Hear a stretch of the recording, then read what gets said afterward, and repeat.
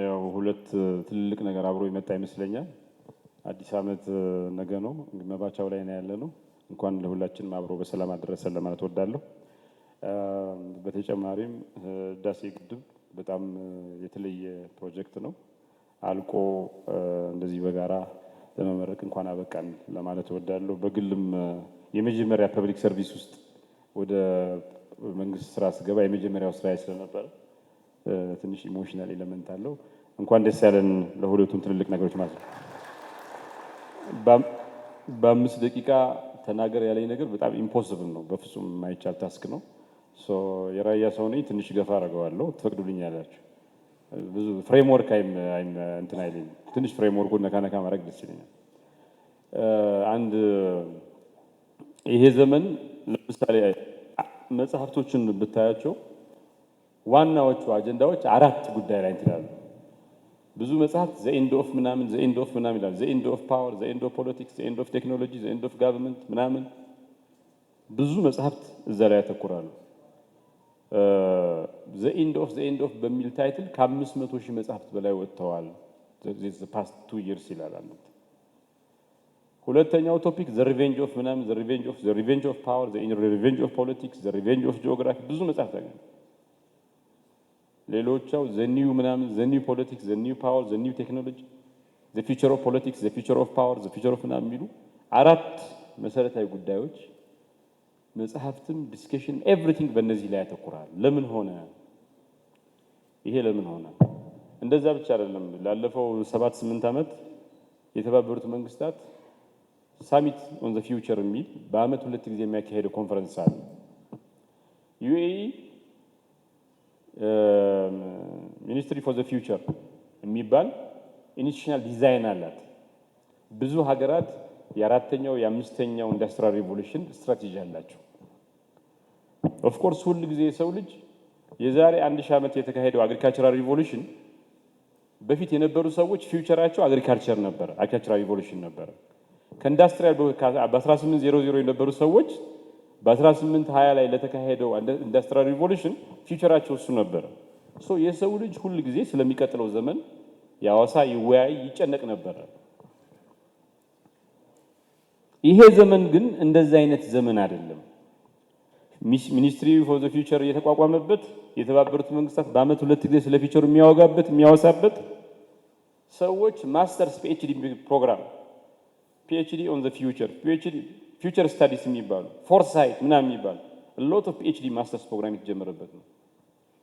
ይሄ ዘመን አንደኛ በአክሰለሬሽኑ በፍጥነቱ ከአንድ ክፍለ ዘመን በፊት ከ20ኛው ክፍለ ዘመን ጊዜ እውቀት የሰው ልጅ የሁሉ ሰው ልጅ እውቀት ተደምሮ በእጥፍ የሚያድገው የነበረው በየክፍለ ዘመኑ ነበር።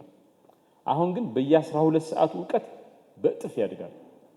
በ100 ዓመት እናሳካው የነበረን ነገር በ12 ሰዓት ያሳካነው ነው አንድ አይቢኤም ያወጣው ሪፖርት እንደሚያሳየው። ይሄ ዩኒክሊ ኤጅ ኦፍ አክሰለሬሽን ነው። በጣም የተለየ አክሰለሬሽን አለ። ዩኒክሊ ደግሞ ኤጅ ኦፍ ኮንቨርጀንስ ነው። ፍጥነት ብቻ ሳይሆን ባዮሎጂ፣ ኤአይ፣ ሮቦት፣ ጄኔቲክስ እና ናኖ ቴክኖሎጂ የሚባሉት ነገሮች አት ኤ ታይም የመጡበት ጊዜ ነው። በታሪክ ውስጥ አይተነው ማናቅ ኮንቨርጀንስ መጥቷል። ብዙ ነገሮች በጋራ የመጡበት ወቅት ነው። ይሄ ዘመንም እንዲሁም ሲቪላይዜሽናል በሆነው ስኬሉ ከሌላው ጊዜ በጣም የተለየ ነው። ለምን? ለምሳሌ የአውሮፓ ሬናይሰንስ ነበር፣ ኢንዱስትሪያል ሪቮሉሽን ነበር። ሬናይሰንስ አርትን፣ ሳይንስንና ፊሎሶፊን ቀየረ። ይሄ በ500 ዓመት አንዴ የመጣ ጊዜ ነው። በየመቶ 200 ዓመቱ ምናምን እየመጣ ያለው ኢንዱስትሪያል ሪቮሉሽን ደግሞ አሁን በየ10 ዓመቱ እየመጣ ያለው ማሽን፣ ካፒታልና ኮሎኒያሊዝም ምናምን የሚባለውን ነገር አመጣብን። አሁን እየሆነ ያለው ግን የሰው ልጅ ቴክኖሎጂን ተጠቅሞ ኢኮኖሚውን ማሻሻል፣ ግንኙነቱን ማሳለጥ አይደለም። የሰው ልጅ መሆን ምን ማለት ነው? what does it mean to be human? የሰው ልጅና የቴክኖሎጂ ግንኙነት ምን ደረጃ ላይ ይደርሳል? ቴክኖሎጂ የሰው ልጅ ዶሚኔት ያደርገዋል ወይ የሰው ልጅ ቴክኖሎጂን ዶሚኔት ያደርጋል ወይስ አብረው እየተጋገዙ ኮኢቮልቭ ያደርጋሉ የሚለው በሰው ልጅ ታሪክ ውስጥ ገጥሞት የማያውቅ በታሪካችን ውስጥ በፍጹም ገጥሞን የማያውቅ ትልቅ እድልን ፈተና ማስጠንቀቂያም ተስፋም ያጫረ ዘመን ነው። በዓለም እድገት ውስጥ ድሮ አንድ ሀገር ቀድሞ ያድጋል፣ ከዛ ሌላው ሀገር ካቻፕ ለማድረግ ይሞክራል። ዛትስ ኖት ዘ ኬዝ ኤኒሞር። ቴክኖሎጂ ሄዶ የሰው ልጅ ቴክኖሎጂውን ካቻፕ ለማድረግ የሚሞክርበት ዘመን ላይ ነው የምንገኘው። በዚህ ዘመን በሚቀጥለው ዘመን ምክንያት ያልተነካ ሴክተር የለም። ኤቭሪቲንግ ኢዝ አፌክትድ በሚቀጥለው ዘመን። አመራርነትም እንደዛ ነው። በቅርቡ የወጡ 2 መጽሐፍት አሉ። አንዱ ዘ ኤንድ ኦፍ ሊደርሺፕ ይባላል። ሁለተኛው ዘ ኤንድ ኦፍ ሊደርሺፕ አዝ ዊ ኖው ኢት ይላል። መሪነት በከፍተኛ ደረጃ ተጽዕኖ ውስጥ ከሚወድቅ በቴክኖሎጂ ምክንያት ተጽዕኖ ውስጥ ከሚወድቅ ነገር አንዱ ነው። ከዚህ ቀደም በመሪና በተመሪ መካከል የነበረው የኢንፎርሜሽን የኖውሌጅ የዊዝደም ጋፕ ትልቅ ነበር። 1960ዎቹ የነበሩ የፓርቲ መሪዎች የአማጺ መሪዎች ሬዲዮ አንዲት ነው የነበረችው፣ መሪው ነው የሚይዛት እና ቢቢሲን ከፍቶ ካዳመጠ በኋላ ተዋጊዎቹን ወይ ካድሬዎቹን ሰብስቦ ሲነግራቸው ትልቅ ነገር ይመስላቸዋል። አሁን ኤቭሪባዲ እያወራህ ያለው ጉግል አድርጎ ያውቀዋል። በመሪና በተከታይ መካከል ያለው የዊዝደም የኖውሌጅ የኢንፎርሜሽን ጋፕ በከፍተኛ ደረጃ ፈጥኗል፣ አጥሯል፣ አንሷል። በጣም ኦልሞስት ጋፑ የለም። በዛ ምክንያት መሪ መሆን ዲፊከልት ነው። ተከታዮች መሪዎቹን ለማክበር ከፍተኛ ጥረት ይጠይቃል፣ ከፍተኛ ዊዝደም ይጠይቃል። መሪዎች ከዚህ ቀደም በሳምንት 1 መጽሐፍ ያነቡ ከነበረ በዚህ ዘመን በቀን 2 መጽሐፍ ማንበብ ሊያስፈልግ ይችላል። ቢኮዝ ኢንፎርሜሽን በዊዝደም ማለት ሰዎች ከነሱ የተሻለውን ሰው ነው መሪ የሚያደርጉት። እንዲከተሉት ከኔ የተሻለ ሰው ነው ብለው እንዲያምኑት ኖውሌጅም ኢንፎርሜሽን ዊዝደም በከፍተኛ ደረጃ መለጥ አለበት። ችግሩ ዴሞክራታይዜሽን ኦፍ ኖውሌጅ የሚባለው ሁሉም አክሰስ ያለው በመሆኑ በከፍተኛ ደረጃ ብሏል። ሁለተኛ ደግሞ መሪነትን ሰዎች ለመሪነት የሚያዘጋጁ ተቋማት ከዚህ ቴክኖሎጂ ጋር አብረው ኢቮልቭ ማድረግ አልቻሉም። አውትዴትድ ነው። ኢፍ ዩ ጎ ቱ ሃርቫርድ ሊደርሺፕ ኢንስቲትዩት ፕሮግራሞቹ ምናምን የምታዩ ኢትስ ኖት አፕ ቱ ዘ ታስክ እና ከፈተናው ጋር ሰዎችን የሚያዘጋጁ ተቋማት በዛ ደረጃ ኮኢቮልቭ ስላላደረጉ በፎሎወር እና በሊደርስ መካከል ያለው ጋፕ በጣም ስለጠበበ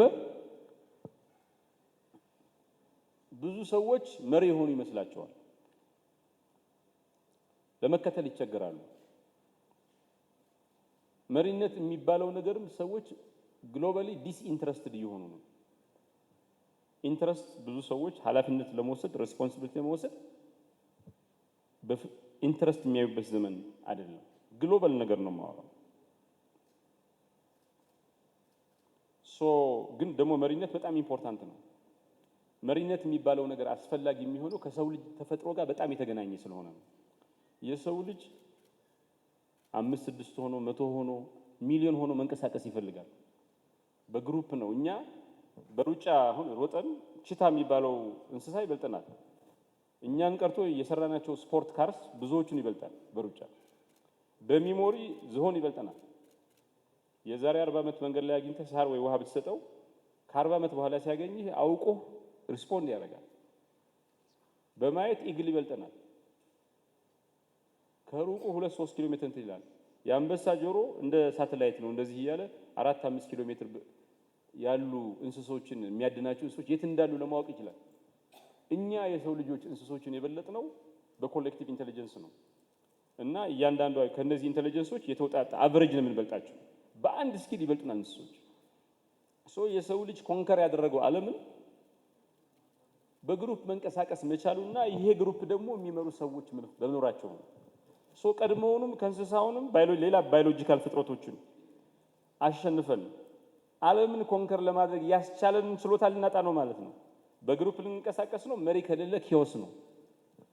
በአንድ በኩል መሪነትን የሚፈትን አላስፈላጊ የሚያደርግ ቴክኖሎጂ፣ በሌላ በኩል ደግሞ በጣም መሪነትን የግድ የሚል ተፈጥሮና ኮሌክቲቭ ዊል አለን።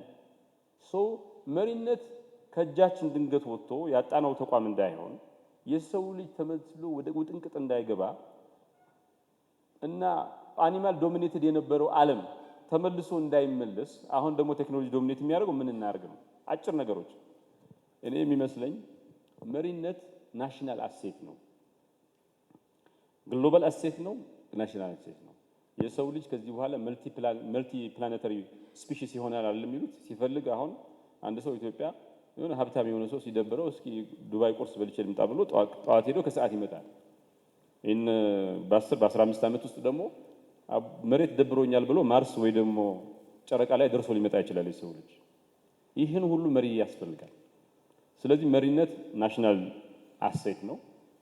እናም መሪዎች ኃላፊነት ሲቀበሉ የተለየ ጥረት በሚጠይቅ ጊዜ ውስጥ የተለየ ውጤታማነት በሚጠይቅ ጊዜ ውስጥ እንዳሉ ተገንዝበው ዊዝደማቸውን፣ ናውሌጃቸውን፣ መረጃቸውን ለመጨመር የተለየ ጥረት ማድረግ አለባቸው። ተመሪዎቹ ደግሞ የፈለገ ጋፓችን ቢያንስ የፈለገ እንትን ቢሆን a human without leadership is nothing chaos ነው። አጭር ይጨረስኩ chaos ነው። እኔ ደስ የሚለኝ ኢትዮጵያ ውስጥ the past 3-4 years our conversation is the future conversation ነው። በጣም ጥሩ ነው። ይሄ ኮንቨርሴሽን ኢንስቲቱሽናላይዝ የሆነ አርቲፊሻል ኢንተለጀንስ ምናምን የሚባሉ ኢንስቲትዩት የተፈጠሩ ነው። ይሄ ወደ ስትራቴጂ ወደ ምን እየሄደ ኢንስቲቱሽናላይዝ እያደረግ ነው፣ ስትራቴጂ እያወጣ ነው፣ ኮንቨርሴሽን እያለ about the future ይሄ ነገር እድል ነው ብያለሁ። አሁን አሜሪካ ላይ አይደለም ሮጠን የምንደርሰው። አሜሪካም እኛም አርቲፊሻል ኢንተለጀንስ ላይ ኢንቨስት ካላደረግን ሁለታችን እኩል ወደ ኋላ እንቀራለን። አሜሪካ አርቲፊሻል ኢንተለጀንስ ኢንቨስት ካላደረገች ከዚህ ቀደም ያደገች የበለጸገች መሆኗ ምንም ዋጋ የለውም። they will no longer be an outlier so እድል ነው። ያለፈውን 500 ዓመት የባከነውን ጊዜ ማካካሻ እድል ነው። እንደ ትውልድ ደንግጠን ተነስተን ይሄ ዓለም ላይ ቴክኖሎጂ ላይ ሮጠን የምንደርስበት እድል ነው። ወርቃማ ዘመን ነው። በአንድ ሺህ ዓመት አንድ ጊዜ የሰው ልጅን ባዮሎጂካሊ ፊዚካሊ እና ኮግኒቲቭሊ በሶስቱም መልክ ኢንፍሉዌንስ የሚያደርግ እንትን ነው ብለን ከገባን መሪዎች ደግሞ ራሳቸውን ለዚህ ዘመን ካዘጋጁ ተመሪዎች ደግሞ መሪነት የግድ እንደሚያስፈልግ ከተገነዘቡ እንደኛ አይነት የአመራር ተቋማት ደግሞ ለዚህ ዘመን የሚበጣ መሪዎችን ለዚህ ዘመን የሚያዘጋጅ